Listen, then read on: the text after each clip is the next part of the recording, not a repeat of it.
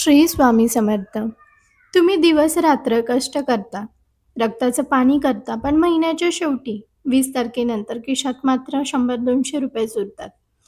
घरात लक्ष्मी येते, पण ती पाहुण्यासारखी येते आणि वाऱ्यासारखी निघून जाते.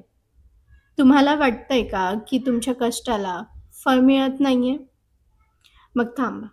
कारण की दोष तुमच्या नशिबात नाहीये, तर तुमच्या उंबरठ्याच्या आत असलेल्या त्या काही गोष्टीमध्ये आहे, ज्याकडे तुम्ही आजवरती दुर्लक्ष केलंय. तुमच्या आयुष्यातील गरिबीचा आणि मानसिक तणावाचा शेवट ठरू शकतो. म्हणून हा व्हिडिओ शेवटपर्यंत जरूर पहा. स्वामी समर्थांचा एक असा संकेत, जो तुमचं नशीब बदलवणार आहे. नमस्कार. आज आपण एका अशा विषयावरती बोलणार आहोत, जो आपल्या प्रत्येकाच्याच घराची एक व्यथा आहे. सकाळी लवकर उठून कामावरती जाणारा पती असो किंवा घराचा गाडा ओढणारी गृहिणी. प्रत्येकाच्या मनात एकच भीती असते. उद्या कसं होईल?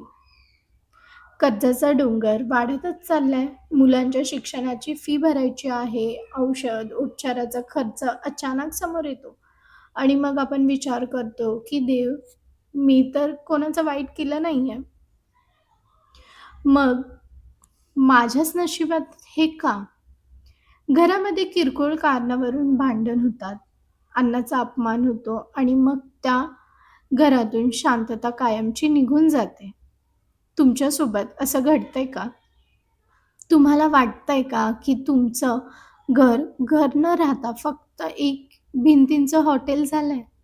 डोळे मिटून आठवा, की शेवटच्या वेळी घरामध्ये कधी मनमोकळे राहिला होता, कधी हसला होतात.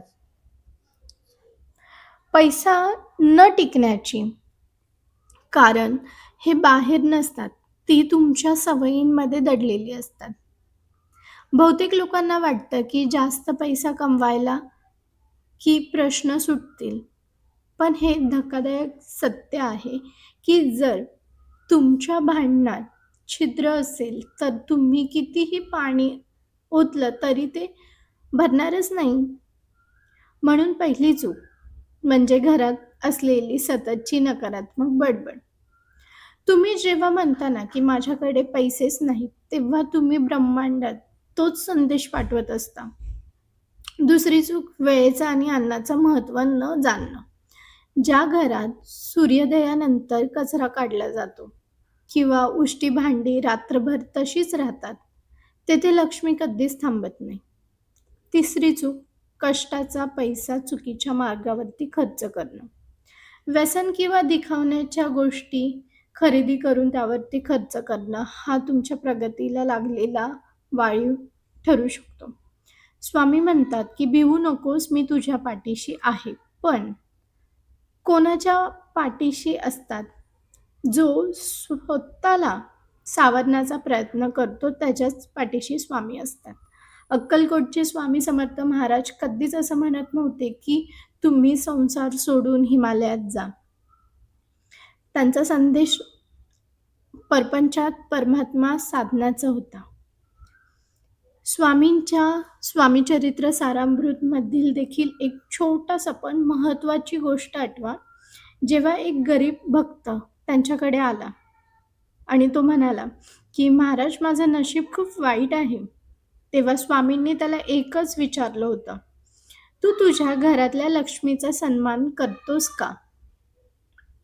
स्वामींची ही शिकवण आहे, जी आज प्रत्येकामध्ये रुजली पाहिजे. जर तुमच्या मनात मत्सल असेल, जर तुम्ही दुसऱ्याच्या प्रगतीवरती जळत असाल, तर तुमच्या घरात स्वामींचा वास कधीच असणार नाही.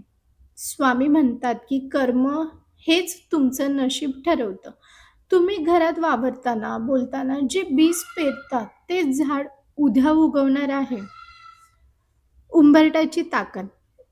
तुमच्या घराचा उंबरठा ठरवतो, की घरात दुःख येणार की सुख येणार. आपण उंबरठ्याला फक्त एक लाकडी चौकट समजतो, पण तोच तुमच्या घराचं रक्षण कवच आहे. ज्या घरात उंबरठ्यावरती कचरा असतो किंवा जिथे उंबरठ्यावरती बसून वाईट शब्द बोलले जातात, तेथे लक्ष्मी प्रवेश करतच नाही. विचार करा की घराच्या प्रमुख दरवाजासमोर चपलांचा ढीग असेल तर सकारात्मक ऊर्जा घरात येईल का? म्हणून रोज सकाळी उंबरठा पुसून तेथे थोडीशी हळद, कुंकू लावा. घराबाहेर पडताना उंबरठ्याला नामस्मरण करा. नमस्कार करा तिथे. दुसरा म्हणजे अन्नाचा मान आणि अन्नाची चोरी. तुमच्या ताटात उरलेलं अन्न हे तुमच्या गरिबीचं सगळ्यात मोठं कारण आहे. कारण की अन्नाला आपण पूर्ण ब्रह्म म्हणतो. पण आजकाल वेस्ट करणं ही एक फॅशन झालेली आहे.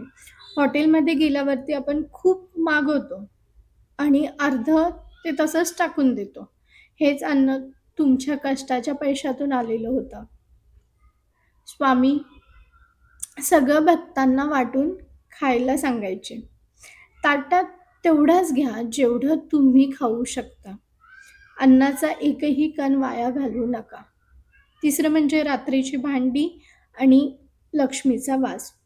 बहुतेक महिलांना माहीत नसलेली ही एक चूक घराला कंगाल करते. रात्री सिंकमध्ये खरकटी भांडी तशीच ठेवणं म्हणजे दारिद्र्याला आमंत्रण करणं.